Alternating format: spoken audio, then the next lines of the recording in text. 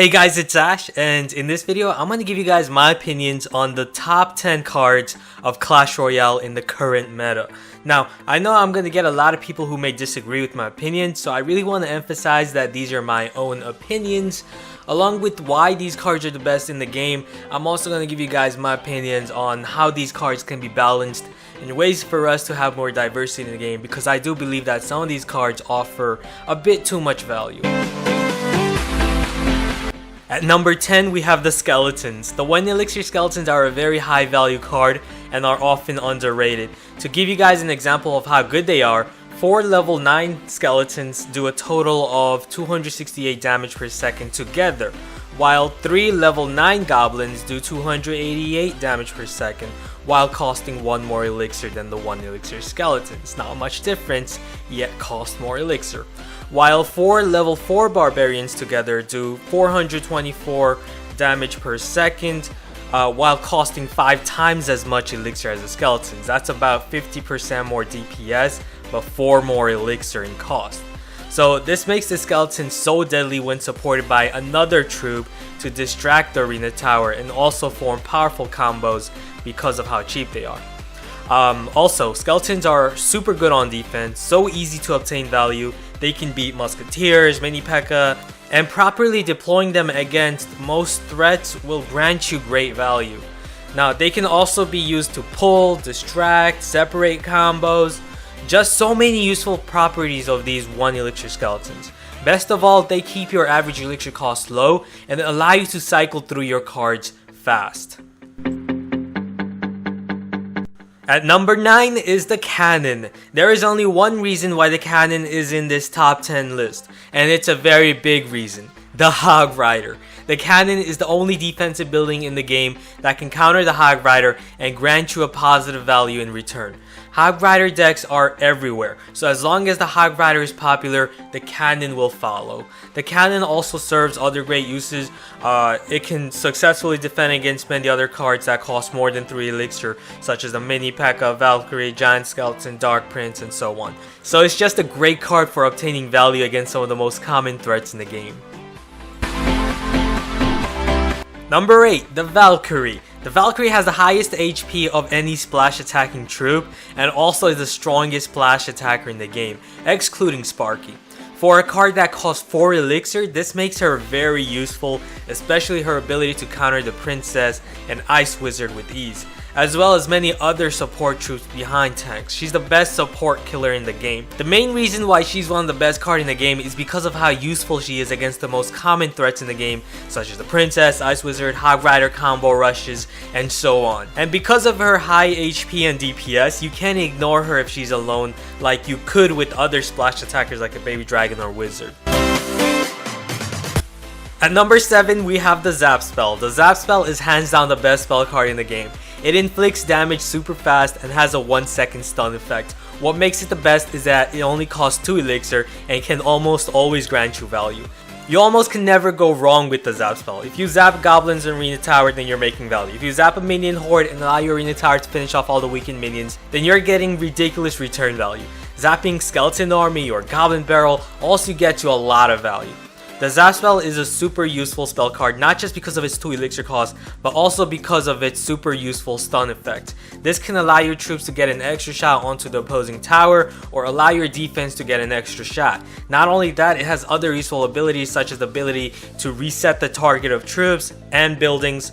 For example, if the Royal Giant targets your Arena Tower instead of your building, then you can zap the Royal Giant and have it redirect onto your building. Another very useful ability of the Zap Spell is the ability to reset Sparky's charge. Number 6 is the Miner. One of the biggest reasons why the Miner is one of the best cards is simply because it's the best counter to the Princess. The Miner is a super good card because of how effectively it kills or disrupts many support troops like the Wizard, Musketeer, and the Witch.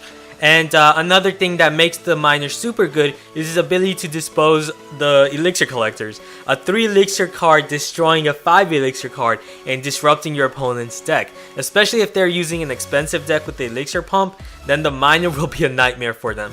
And the best thing about the miner is the ability to quickly lock onto and distract your opponent's arena tower, and because of its very good HP, it can shield your low HP troops such as goblins and form a ridiculously fast and powerful combo. Number 5 is the Elixir Collector. The Elixir Collector is a very valuable card for almost all expensive decks. If you're using an expensive deck with average elixir cost over 4, then you will almost always struggle against another player with an Elixir Collector, as that player will always have the advantage in elixir over you. There is no other card in the game with a high investment value as the Elixir Collector.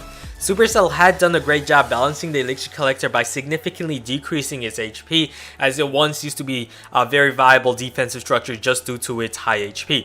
Another thing that balances the Elixir Collector is its negative impact on synergy. It's a must that you have another building other than the Elixir Collector to block threats such as the Hog Rider and the Royal Giant. Then you also need a spell card or 2, so that only leaves you with 5 or 6 troop cards. So these limitations do balance the Elixir Collector. However, the biggest problem when dealing with the Elixir Collector is how big of an advantage it is if your starting hand has the Elixir Collector. It just becomes extremely annoying when your opponent starts off with the Elixir Collector and your Elixir Collector is the last card in your cycle. At number 4, we have the Royal Giant. The Royal Giant quickly went from the worst card in the game when it was first introduced to being one of the best cards in the game right now. The Royal Giant is super bulky for his range, and his range poses a lot of problems. Not only the godly ability to avoid getting shot by defensive buildings, but also more importantly the position at which he stands with his range. His position restricts the ability to counter push effectively. Counter pushing is an extremely important strategy when dealing with aggro based troops like Hog Riders and Giants. However, because of the Royal Giant shooting your tower from pretty much where the bridge is, the ability to counter push is severely restricted and limited. Perhaps the only 2 feasible cards that can effectively counter push are the Mini P.E.K.K.A. and Barbarians, which you can support your troops behind. While a troop such as a P.E.K.K.A. isn't as great because a P.E.K.K.A. requires 3 seconds to deploy and still requires a lot of time to kill a Royal Giant, which by that time the Royal Giant would have already crippled your arena tower badly.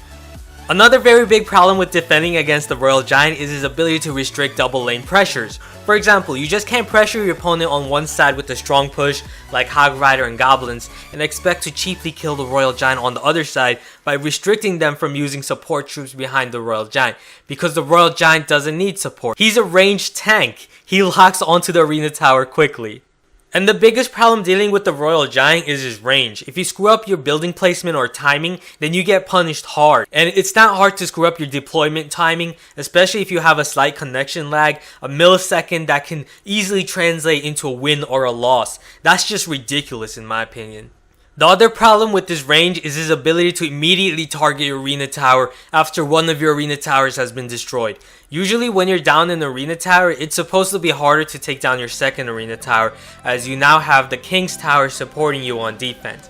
But it's the opposite when dealing with the Royal Giant. It actually becomes easier for the Royal Giant user to take down your second arena tower, because he can now freely target arena tower while avoiding your King's Tower and without having to travel. Which means the only way to stop a Royal Giant from instantly targeting arena tower is to place down a building in front of the arena tower before your opponent deploys the Royal Giant.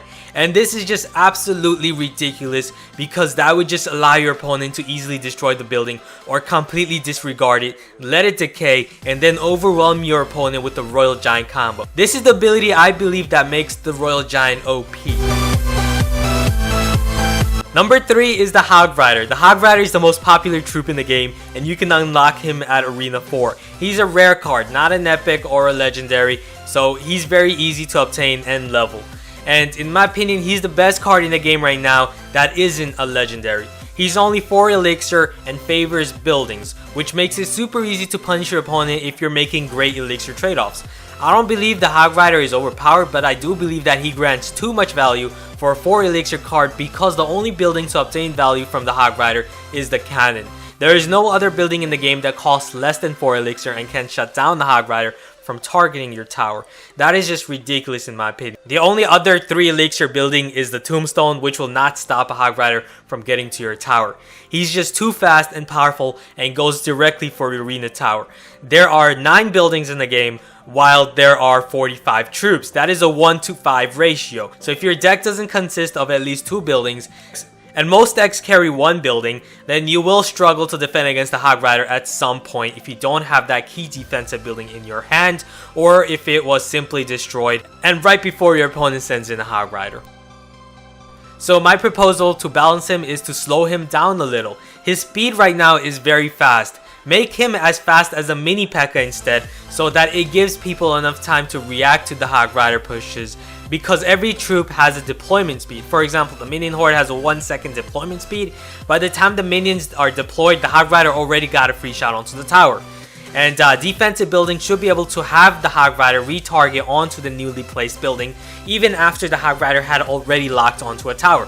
For example, the Prince locking onto an arena tower. By placing your cannon in front of the arena tower, you can have the Prince retarget onto the cannon. This is not possible with the Hog Rider and really makes no sense to me as to why, because the Hog Rider is super fast. So if you're like 1 or 2 elixir low from placing down your building on time, you're punished to death, because most defenses really will not do enough to stop the bleeding from the Hog Rider. And we also need more troops like the Hog Rider to add to the diversity, because no other troop that is in the legendary is as inexpensive as he is and can directly target your opponent's arena tower. We also need more cheap defensive buildings, because right now, for as long as the Hog Rider is very popular, the cannon will also be very popular. At number 2, we have the Ice Wizard. He's easily the best support troop in the game, as he's not weak to arrows or even fireball like the princesses. He is the best troop in the game for counter pushing because of his cheap 3 elixir cost, which allows you to form powerful combos with ease, and because of his incredible ability to slow down incoming threats, allowing you to easily counter them and then add the Ice Wizard for offense. And the Ice Wizard is no joke on offense either. His ability to slow down troops, buildings, arena towers, while also deal area damage to hordes, make him absolutely lethal on both ends. Then we also have to talk about area damage coupled with the ability to slow down troops. You can easily obtain value against minion hordes or barbarians. And now the card sitting at the top above all other cards is the Princess. The Princess is by far the best card in the game. She costs only 3 elixir, which makes it easy to form powerful combos on offense and obtain incredible value on defense. She has the greatest troop range in the game with a 9-tile range. No other troop comes close. The Royal Giant has a 6.5-tile range. She is the only troop in the game who can take down both the arena tower and the King's Tower if she's left alone. She does area damage equivalent to 140 HP damage from a level 1 princess from just 1 shot, making her the best area damage troop in the game, not only because of her incredibly cheap 3 elixir cost, but also her ability to target air units. The only other troops that can target air and do splash are the Baby Dragon, Witch, Fire Spirit, Wizard, and the Ice Wizard. She has a very large area damage splash radius, allowing her to deal damage to multiple units at the time. One of the biggest advantages that the Princess has, in my opinion, is her ability to force the opponent into playing down the card or else incur a lot of damage because of the Princess's range. This is a ridiculously powerful ability for a 3 elixir card because this allows the users to effectively and very cheaply double lane pressure or force the opponent into expending more elixir than needed just to counter the Princess if they lack a proper counter in their hands. For example, if your opponent doesn't have a 2 elixir or less card in their hand, then they're never gonna gain value. The only 2 elixir or lower cards to counter her and gain value from are the Goblins, Spirit Goblins, Skeletons, and Fire Spirits. Only 4 cards in the entire game out of the 54. Another very big advantage of the Princess many people overlook is her ability to defend from the opposite lane. For example, so your opponent's arena tower at the top left is at 1000 hit points and you want to finish that tower off, but your opponent goes with the minion horde on the right lane. Well, with the Princess, you can send her on the left lane and she'll be able to easily cripple the minion horde to allow your arena tower to one-shot them all with ease.